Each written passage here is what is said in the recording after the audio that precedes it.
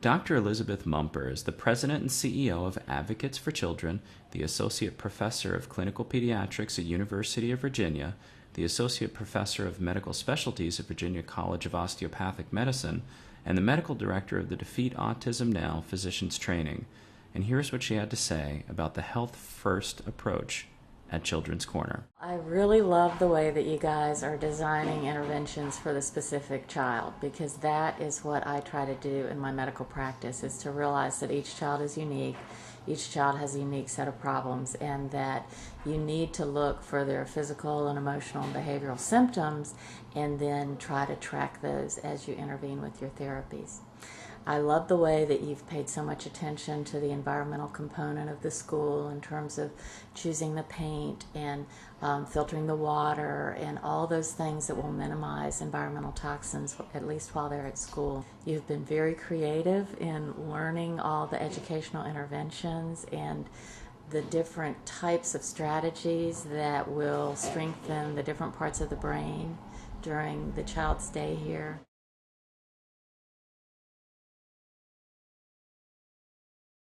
I think they are so powerful, and I hope that we can work together to get those to as many people who have the power to make things happen.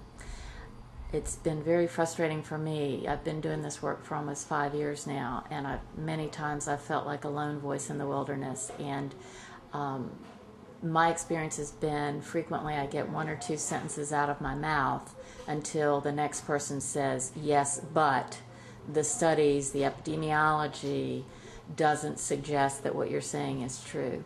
And to be able to have videos of actual kids and parents talking about their kids takes what I see clinically and crystallizes it in a way that I hope can be used to have more and more children have the opportunity of a biomedical intervention with a recovery.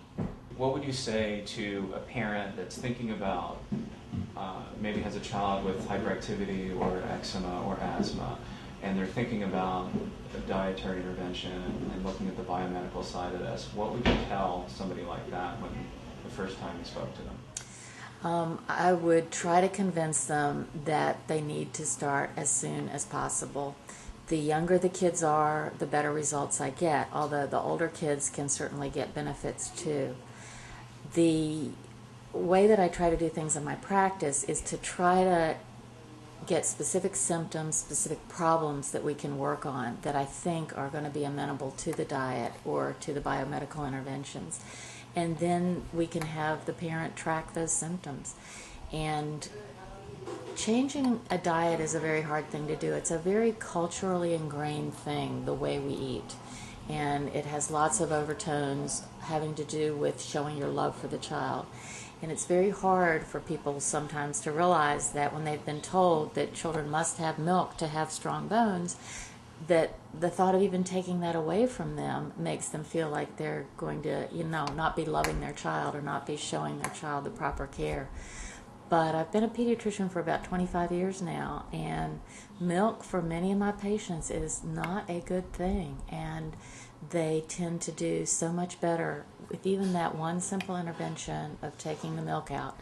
And it's not just taking the milk out in the glass of milk, but it's also taking it out in the recipes and the muffins and the macaroni and cheese. And so it definitely changes the family's way of preparing meals. But when you get a child, you save all that time tenfold over when you have a child who's not tantruming or not hyper, or who can talk now to express their needs and wants and desires. So I think it's unfortunate that so many of the kids in this, what I call this autism generation, have such a disruption in their immune system and their gut that they are not able to handle the same foods that some of the rest of the world can. But if they're eating, high quality protein and fruits and vegetables, that's really what we were meant to be eating anyway. And so it's getting back to very basic, very nutritious food that would be good for all of us. I was originally calling it the caveman diet because it was foods that were available to the caveman. We do, when I put people on the diet, it's not even like SCD or gluten-free anymore. You can have meats and fish if you want to take the risk with the fish. It's up to you, your choice. Green vegetables, because I've only seen one green vegetable come back in an Right. IgG food allergy test. That was asparagus for two people that, strangely enough, came from the same area of the country. And the only two people I've ever come back with asparagus lived within 100 miles from each other. Oh, wow. Very interesting. So green vegetables, melons, pears, and apples if you want to peel the apples. Reverse osmosis filtered water. And that's about it. Or maybe some Crystal Light or something like that if you want to do something that has some sort of sweetness to it. Although you're risking with the aspartame. But And they're going to be healthier in weeks. Yeah. Yeah. That's great. I wish I had you in my city. It's fabulous.